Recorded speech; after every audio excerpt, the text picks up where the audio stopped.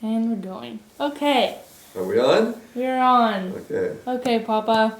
What was one of your favorite things to do in your free time when you were like a kid? Like elementary school? Oh, well, we used to, we lived on a farm, and so, and it was in Fresno County, and it was very hot. Mm-hmm. So the things I remember doing as a kid was swimming in the canals, and we'd go camping a lot because it's so hot. You try to escape the valley where it's so hot, and so we would go up to General Grant and Sequoia. There was a place called Dinky Creek, and there were these. There was a stream that came down over boulders, and they you could slide. It was just like a natural, like a water slide. Did you do that a lot? Yeah, and there's a big pool, and we'd always take friends or cousins. We always had cousins. It was usually cousins because I had a lot of cousins, and we'd do that. So and we'd do it until we had holes in our bathing suits. We'd wear out the seats of our bathing suits doing that. Anyway, that's what I did as a. I mean, I remember that as being very pleasant. Did your cousins live close to you? Well, no, not real close, not as close as yours. They lived, 10, 15 miles away. But we had, my father came from a family of 8. Oh. And so there were lots of Kaler cousins. And they're all in California, but they were scattered from Los Angeles to where we lived. It was mostly in the southern half of the state. And then my mother was the youngest of 5 children. Oh, wow. And they all lived in the San Joaquin Valley near us. So I did have a lot of cousins. Was your dad the only sibling that ended up living on a farm, or no, did hit some of the siblings also? My dad grew up when you had first there was no birth control, and so you had a lot of kids, and the kids were sort of indentured servants. They worked on the farm, and my grandfather grandfather Kaler was a very successful farmer. And the oldest boy was my Uncle George, and he went to a junior college for 2 years, a business school. Oh. And he's the only one that went to college of all of those. Then what did he end up doing after college? Well, he ended up working for the oil companies. Oh. Because all of my uncles grew up prior to 1935 or so. I mean, say from about 1915 to 35 during that 20-year period. And there was a big depression in America. Oh, yeah. From 1929 to on. And so about the time that they were getting out of school and ready to strike out on their own, the only jobs was oil was discovered in California and near Coalinga, which is not far from Gustine. So there was oil in Coalinga and Bakersfield and so on. So I think I had 4 or 5 uncles that worked for oil companies. Oh. Because that was the hot jobs, and it was like Silicon Valley today. Yeah. And so that's what happened. And there was, my father had one brother younger who worked as a farmer all his life too. Did you ever go to his farm and like? Well, he was more of a dairy farmer. Oh. They had a couple hundred cows that they milked twice a day, 365 days a year. It's a terrible job. And what type of farm did you have, or did you just have like a regular one with all the animals? No, we didn't have a lot of animals. Ours was not an animal farm per se. We raised cotton and alfalfa were the 2 primary crops. And cotton depletes the soil of nitrogen. Takes a lot of nitrogen for cotton to grow. And so it's to replace the nitrogen, we used to rotate crops, and we would put alfalfa in. So you'd grow cotton for 3 years and then alfalfa for 3 or 4 years. And then the soil would be rich in nitrogen again. Of course, we fertilized too, but anyway, that was it. And until how old did you work on the farm? Well, on the farm, you work constantly, you know. I worked, I was on the farm till I was 17. I graduated from high school. I was turned 17 in February, and then that fall I went to Stanford. And I never really, I guess I did go back and work on the farm 1 or 2 summers after that. But After that, it was kind of, after that I you did moved on to the bigger. different world. Right. Did your siblings go to college? My oldest sibling is Aunt Barbara, and yes, she went to dental assisting school, and she went in San Francisco, Oh, and so she and a friend lived in San Francisco. so is she a dentist?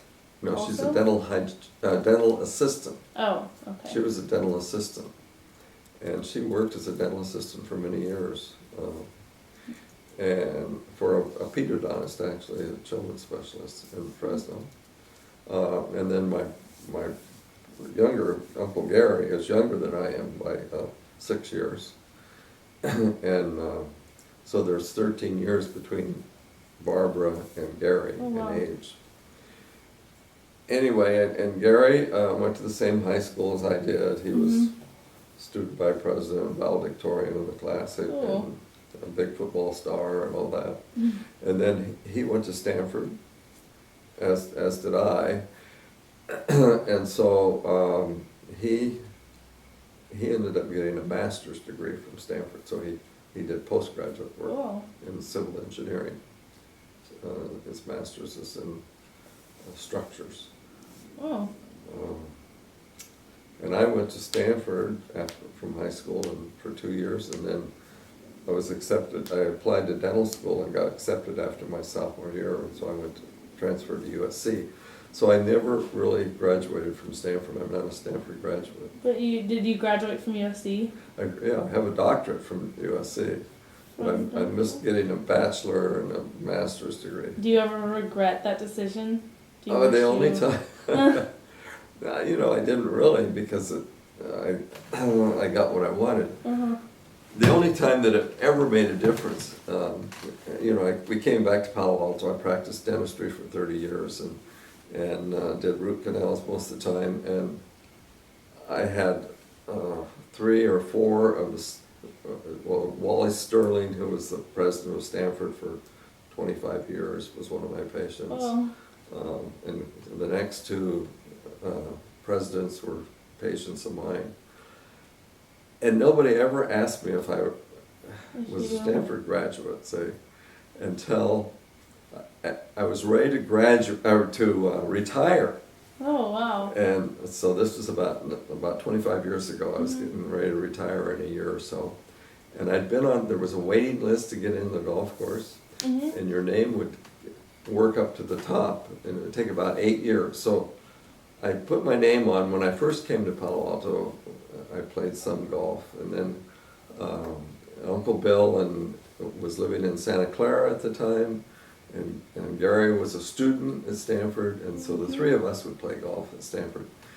So I put my name on this waiting list, and then I had really, when I was younger, I had a lot of allergies, hay fever, and I was particularly allergic to Bermuda grass.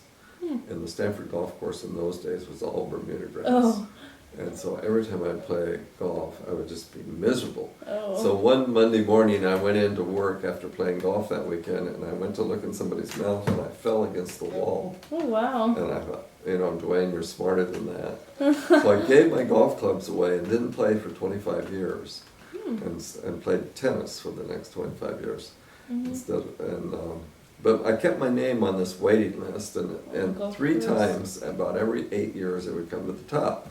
So it was about 8 years, and I was ready to retire, and I called, there was a woman named Barbara Sheldon that kept this list for years, and so I kind of knew her anyway, not really, but on the just know phone of I'd her, talked yeah. to her. So I called her, I said, Barbara, when is my name about ready to come up? And she hesitated, and she looked, and she came back on the phone and says, well, in about 20 years you'll get it. And I was going to retire the next year. Oh. And I said, oh, no. And she says, well, you know, you have to be a Stanford graduate nowadays. And it's much more popular than it was and so on. And I knew all this, but anyway, she says, what class were you in? And I said, I was in the class of 58. And so she hesitates for us. She'd gone to look up a list. Mm-hmm. She says, I don't see you listed Your in the name. class. She says, what was your major? And I said, biology. And so she hesitates and goes and looks up a list. She says, I don't see you in the list. So I thought, oh no, I'm sunk. And so I said, Barbara, you know, I have a sister named Barbara. I'm with her. And I said, you know, my mother's maiden name was Sheldon. I said, do you know George Sheldon? I was trying anything. Trying to distract her. Yeah. And she said, no. And I said, well, it sounds like Stanford doesn't honor the honor code anymore. Because Stanford has an honor code where you can, if you're taking an exam, you can walk out of the room and take it any place and things like that. Mm-hmm. And you're on your honor to do everything right. Yeah. Anyway, and she says, oh yeah, they still have the honor code. And I said, well, you know, Barbara, it just doesn't seem like it, because every year when I write them a check as a donation, they never question what year I graduated. It sounds like they have a double standard. So I came home that night and I was very depressed, and I felt like kicking myself in the rear because it was my fault that I could have joined it any time in the previous Anytime years. except for this one. And when I really wanted it. And so I got over the depression, and and a couple of weeks later I came home and here was a letter from the Stanford Athletic Department saying, there's a vacancy in the golf course and your name is at the top of the list. Whoa, Barbara. Barbara's your friend. All right. Anyway, that's the only time in my whole life that Do you think regretted not having a degree. Do you think if you went to Stanford and graduated and had a degree, that would change your life now? Well, if I had stayed there for 2 more years, probably, you know, it was, but, you know, my high school principal was the one that talked me into going to Stanford. He kind of surprised me. He said, where are you going to school? I said, Fresno State. And he said, no, I don't think you should, because your friends are going there and you're too much influenced by your friends. I was sort of shocked, and he said, I think you should go to Stanford. He says, they're giving the college boards, which is like the SATs, tomorrow in Palo Alto. He says, I'll come by and pick you up at 5 and we'll drive up. So he drove me from 3 hours to here to take I took the college boards at Stanford. Whoa. And so he said, you know, if you go to Fresno State, you'll end up taking 4 years because I told him I couldn't afford to go to Stanford. And he said, oh, you'd take longer, it cost you more in the long run, which was true because I only took 2 years at Stanford. Yeah. So when I graduated from dental school, I'd skipped a grade in the second. I skipped 3rd grade, I think it was. And then, so when I graduated, I was pretty young. I was just barely 17. When I started college. And then, with just 2 years of pre-dental work, I got a dental degree when I was 23. So I was the youngest dentist in the United States for that first year. Whoa, that must have been cool. And then your first job, I assume, was dental. What's that? Your first job after that? Out of college? Well, I went into the military. It was, you know, you sort of have to roll with the punches in life, and you make the best of. Like you said, if I'd have gone 4 years to Stanford, I might have ended up doing something else. Who knows? But I always found when there was a fork, I took it, and tried to pick the best one, you know. And so anyway, I went into the Air Force. I was assigned to Anchorage, Alaska, and so that was my first job. So I was a dentist in the Air Force. And there was a base there that had about 35 dentists, and we had. And just by chance, when I flew there from Seattle up to Anchorage, the guy sitting next to me on the airplane was my new commander, my new boss. And so a week later when I started working, he called me in after the first hour and he says, I want you to take over the surgery department.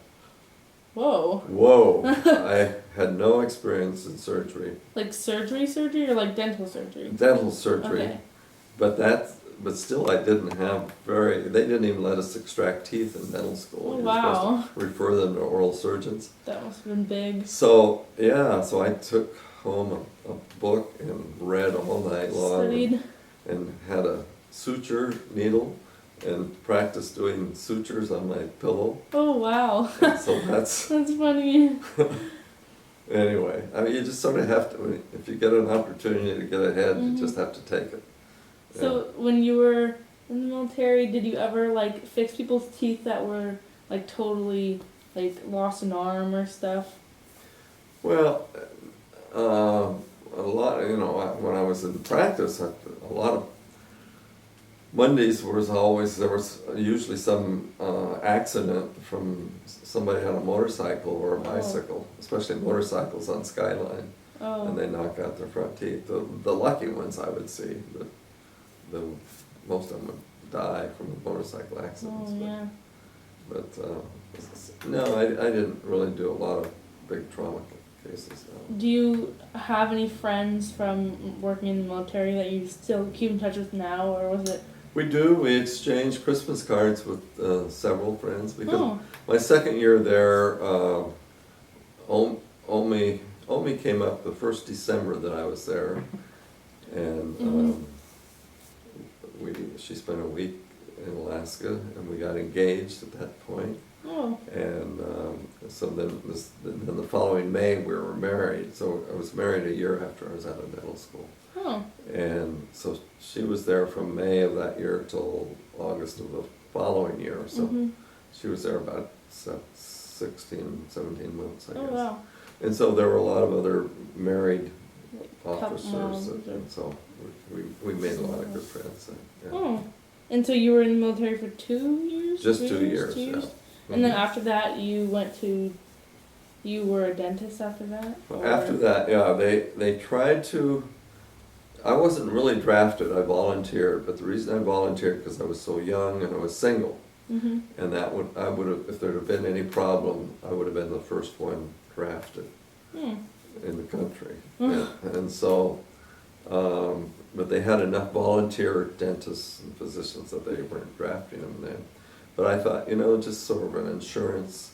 And sure enough, my second year in the Air Force, there was what was called the Berlin crisis. And Berlin was, after the Second World War, Germany was cut into two pieces, essentially.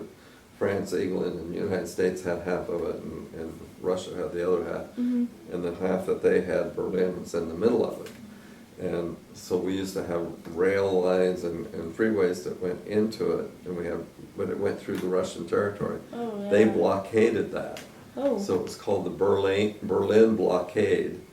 And so then for the next, I can't remember how long, but it was more than a year, we supplied the Germans living in Berlin, there was 3 million, I think, with food and fuel by flying it in. Russia was trying to get, to starve off. But anyway, so they extended, or they did some drafting then. So I would have been drafted a year and a half later. Anyway, so it was good thinking ahead that I went into the military when I did. Anyway. So. And then after that, we we left the service in August, and Omi had been working as a dental hygienist in Palo Alto, or in Anchorage. Oh. She was the number 22nd, I think,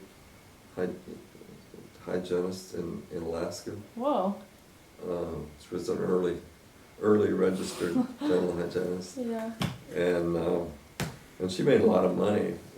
I was a captain in the Air Force, so I made enough money that we could live on. We lived very well. So we saved all of her earnings and lived on what I made. And so when we got out of the Air Force, we bought a new Volkswagen Beetle. Oh. And we picked it up in Wolfsburg, Germany, which is where the factory was. That's the only place they made them in those days. Oh wow. And so in September, first of all, I got out of the service in August, and we drove the Alcan Highway, 6,000 miles on a gravel road. Oh, is that fun?